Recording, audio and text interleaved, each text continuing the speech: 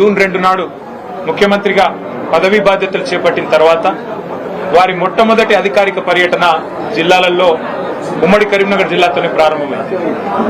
ఆ రోజు ఉమ్మడి కరీంనగర్ జిల్లాలో ఒక ఆడిటోరియంలో మీటింగ్ జరిగింది, కళాభారతిలోనూ ఎక్కడో మీటింగ్ జరిగింది. వారు జిల్లా నుండి ప్రాతినిధ్యం వహిస్తున్న సీనియర్ నాయకుడు, ప్రతిపక్ష పార్టీకి సంబంధించిన శాసనసభ్యుడు. కానీ కేసీఆర్ గారు స్వయంగా ముందు జీవన్ రెడ్డి గారికి మైకునివ్వండి అని చెప్పి వారికి మైక్ అందిస్తే జీవన్ రెడ్డి గారు లేచి వారు స్ట్రైట్ గా అభినందనలు చెప్పి మరి పరస్పరం ఒక్కసారి మీరు ఇప్పుడు గవర్నమెంట్ లో ఉన్నారు, మీకు అభినందనలు చెబుతూ జగిత్యాల ప్రజల తరపున నేను ఒకటి మిమ్మల్ని అడగదలుచుకున్నా అని చెప్పి వారు చాలా చిన్నది, ఒక బోర్నపల్లి అనే గ్రామానికి సంబంధించి ఒక బ్రిడ్జ్ కావాలా, వెంటనే నాకు శాంక్షన్ కావాలని ఒక మాట చిన్నగా అడిగినాను. మేమందరం చూస్తా ఉన్నాం, అప్పుడే మేము కొత్తగా మంత్రులైనాం, చూస్తా ఉన్నాం కేసీఆర్ గారు ఎట్లా స్పందిస్తారు, ఎట్లా రియాక్ట్ అవుతారు. సాధారణంగా దాటవేయొచ్చు, చెప్పొచ్చు చూస్తాను అని చెప్పొచ్చు, పరిశీలిస్తాను అని చెప్పొచ్చు. కానీ జీవన్ రెడ్డి గారి మీద ఉన్న గౌరవం, వారి మీద ఉన్న ప్రేమ ఎట్లాంటిది అంటే క్షణంలోనే వెంటనే అక్కడే శాంక్షన్ చేసి 75 కోట్ల బ్రిడ్జ్ ని అక్కడికక్కడే కరీంనగర్ ఉమ్మడి జిల్లాలో ఇచ్చిన మొట్టమొదటి శాంక్షన్ కేసీఆర్ గారు ఆ రోజు జీవన్ రెడ్డి గారి కోరిక మేరకు, వారి విజ్ఞప్తి మేరకు ఇచ్చిన ఆ బ్రిడ్జ్. తర్వాత ఇంకో సందర్భం గుర్తొస్తా ఉంది నాకు. అసెంబ్లీలో జీవన్ రెడ్డి గారు ఎప్పుడు ప్రజా సమస్యల గురించి, ముఖ్యంగా రైతుల గురించి చాలా గట్టిగా మాట్లాడే నాయకుడు. ఈ జిల్లాలో, ముఖ్యంగా జగిత్యాల జిల్లాలో నిజాం షుగర్స్ అనేది ఒక చాలా ఇంపార్టెంట్ సబ్జెక్ట్ గా ఉండేది. అటు విద్యాసాగర్ రావు గారు, జీవన్ రెడ్డి గారు ఇద్దరు కూడా కొట్లాడేవారు గట్టిగా, మాకు ఖచ్చితంగా దీన్ని తెరిపించాల్సిందే. కేసీఆర్ గారు కూడా ఖచ్చితంగా షుగర్ ఫ్యాక్టరీ తెరిపించాల్సిందే, అందులో భేదాభిప్రాయం లేదు, మేము కూడా మాటిచ్చున్నాము. కానీ పక్కనే ఉన్న మహారాష్ట్రలో, అప్పుడు పోచారం శ్రీనివాసరెడ్డి గారు వ్యవసాయ మంత్రి, పక్కనే ఉన్న మహారాష్ట్రలో సహకార వ్యవస్థలో, కోఆపరేటివ్ ఫార్మాట్ లో చాలా బ్రహ్మాండంగా నడుస్తా ఉన్నాయి అక్కడ షుగర్ మిల్లులు. మా టెస్కాప్ చైర్మన్ రవీంద్రరావు గారు కూడా ఇక్కడే ఉన్నారు, మాజీ అధ్యక్షులు. అట్లా కోఆపరేటివ్ వ్యవస్థను బలోపేతం చేస్తే బాగుంటుంది జీవన్ రెడ్డి గారు. ఒకవేళ మీరు కావాలనుకుంటే ప్రభుత్వం నుంచి 250-300 కోట్లు పెట్టడానికి కూడా మేము సిద్ధంగా ఉన్నాం. అవసరమైతే మీరే చైర్మన్ గా ఉండండి దానికి అని చెప్పి కూడా నిండు శాసనసభలో ముఖ్యమంత్రిగా కేసీఆర్ గారు అన్నాడు జీవన్ రెడ్డి గారికి ఓపెన్ గా, ఎలాంటి బేసిజానికి పోకుండా ఒక ఆఫర్ కూడా ఇచ్చారు. ఇవాళ నేను మా జగిత్యాల జిల్లా నాయకత్వానికి కూడా హృదయపూర్వకంగా నేను ధన్యవాదాలు తెలియజేస్తాను.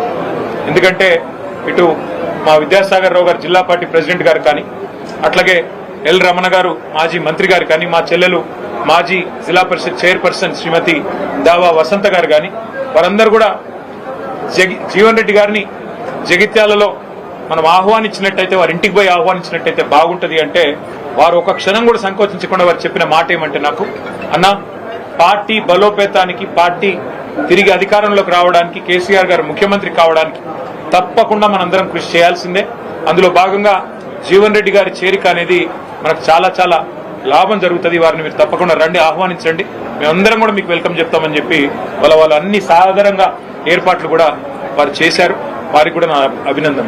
వాళ్ళ రాష్ట్ర వ్యాప్తంగా ఉన్న రైతుల్లో ఒక ఆక్రోశం ఉంది, రాష్ట్ర వ్యాప్తంగా ఉన్న ప్రజల్లో ప్రతి వర్గంలో ఇవాళ ఒక ఆక్రోశం వ్యక్తమవుతా ఉంది. ఈ ప్రభుత్వం రేవంత్ రెడ్డి గారి నాయకత్వంలో గత 2.5 సంవత్సరాలుగా మరి ఏ రకంగా తన పరిపాలనా వైఫల్యాలను కప్పిపుచ్చుకోవడానికి ఎప్పటికప్పుడు ఏదో ఒక డైవర్షన్ టాక్టిక్ ఉపయోగిస్తూ ఏదో కాలం నెట్టుకొస్తున్నారు తప్ప ఇంతవరకు మాకు ఒరిగిందేమీ లేదు అనే భావన బలంగా ప్రజల్లో ఉంది. ముఖ్యంగా రైతుల్లో 3 సార్లు ఈ ప్రభుత్వం ఇప్పటికీ రైతు బంధు ఎగ్గొట్టింది. ఒకసారి కాదు, 2 సార్లు కాదు, 3 సార్లు విజయవంతంగా రైతు బంధు ఎగ్గొట్టారు. 3 సార్లు రైతు బంధు ఎగ్గొట్టడం అంటే ఒక్కొక్క దఫా వాళ్ళు చెప్పిన 9,000 కోట్లు లెక్కేసుకున్న 27,000 కోట్లు ఈ 2.5 సంవత్సరాల్లోనే ప్రభుత్వం 70 లక్షల మంది రైతులకు బాకీ పడ్డది.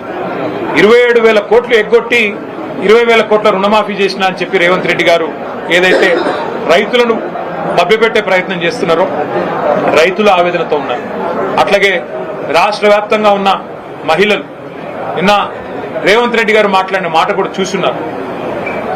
బాసరలో ఆయన మాట్లాడిన మాటలు ఎంత దారుణంగా, ఎంత అవమానకరంగా, ఒక ముఖ్యమంత్రి స్థాయికి తగని మాట. ఎంత పెద్ద కండలు తిరిగిన పైల్వానైనా 3 నెలల్లోనే పిల్లలు పుట్టించలేడు కదా, ఇది ఒక ముఖ్యమంత్రి నోట్లోంచి వచ్చే భాషనైనా, ఒక ముఖ్యమంత్రి మాట్లాడే భాషనై? అసలు 3 నెలలు అన్న మాట చెప్పింది ఎవరండి? మేం చెప్పినామా?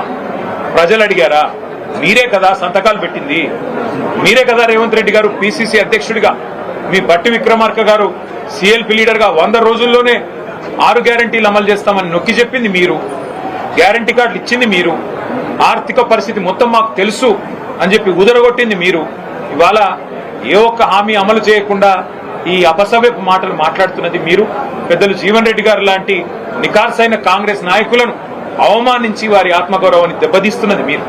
ఇది ఒక జీవన్ రెడ్డి గారి విషయంలో కాదు నేను మాట్లాడుతున్నాను. నేను మొన్న డిప్యూటీ సీఎం బట్టి విక్రమార్క గారి కొడుకు పెళ్లికి పోయినా. ఒకరు కాదు, ఇద్దరు కాదు, ఒక 100-150 మంది కాంగ్రెస్ కార్యకర్తలు నా చేతిలో చేసి అన్న వచ్చేది మీ ప్రభుత్వమే. అది సందర్భము కాదు, రాజకీయ వేదిక కాదు, ఇంకోటి కాదు. ఎందుకు చెప్తా ఉన్నా అంటే కాంగ్రెస్ పార్టీ కార్యకర్తల ఆక్రోశమే ఇట్లా ఉంటే, సామాన్య కాంగ్రెస్ కార్యకర్తల ఆవేదన ఇట్లా ఉంటే, ఈ రాష్ట్రంలో రైతుల పరిస్థితి, ఈ రాష్ట్రంలో మహిళల పరిస్థితి, ఈ రాష్ట్రంలో పేదల పరిస్థితి, ఈ రాష్ట్రంలో 2 లక్షల ఉద్యోగాలని చెప్పి మీరు మీ చేతిలో మోసపోయిన యువత పరిస్థితి ఏ రకంగా ఉందో మనం అర్థం చేసుకోవచ్చు. సరే, ఇవాళ రేవంత్ రెడ్డి గారు అధికార మత్తులో, అధికారం ఉందనే అహంకారంతో ఇష్టారీతిన మాట్లాడుతుండవచ్చు.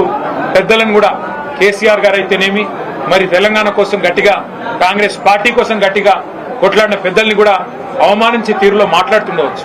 కానీ కాలం ఎన్నటికీ ఒక్కలాగా ఉండదు, అధికారం కూడా ఎన్నటికీ ఎవరిది ఒకరి సొత్తు కాదు. 10 ఏళ్లు ప్రజలు మాకు అవకాశం ఇచ్చారు.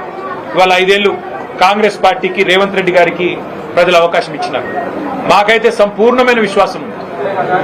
వారిని నేను కేసీఆర్ గారి తరఫున పార్టీలోకి ఆహ్వానించడానికి ఇక్కడికి వచ్చినాను. వారు సానుకూలంగా స్పందించారు. మాకు కేసీఆర్ గారితో నాకు వ్యక్తిగతంగా కూడా చాలా అనుబంధం ఉంది. కానీ మీరందరూ వచ్చారు, ఆహ్వానించారు, సంతోషం. కానీ ఒకసారి నేను కేసీఆర్ గారిని కూడా కలిసి ఈ రాబోయే 2-3 రోజుల్లో నేను నా నిర్ణయం తప్పకుండా చెప్తానని చెప్పి జీవన్ రెడ్డి గారు చెప్పారు. చాలా సంతోషం.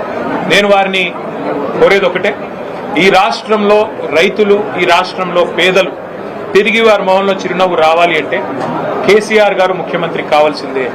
తిరిగి మళ్ళీ కేసీఆర్ గారు బాధ్యతలు చేపట్టాల్సిందే, తెలంగాణను పట్టాలు ఎక్కించాల్సిందే. అందుకే వారి సహకారాన్ని నేను కోరుతా ఉన్నాను.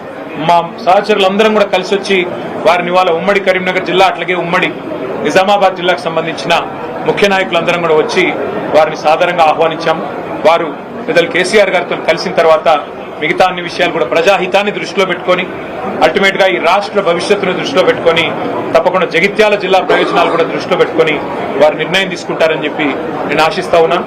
వారికి తప్పకుండా మా వైపు నుంచి ఆహ్వానం మాత్రమే కాదు, పార్టీలో కూడా సముచితమైన స్థానము, గౌరవము, తప్పకుండా ప్రజల్లో వారికి ఉన్న గౌరవానికి, ప్రజల్లో వారికి ఉన్న గుర్తింపుకు తగ్గ విధంగా ఉంటుందని చెప్పి కూడా వారికి నేను విజ్ఞప్తి చేస్తూ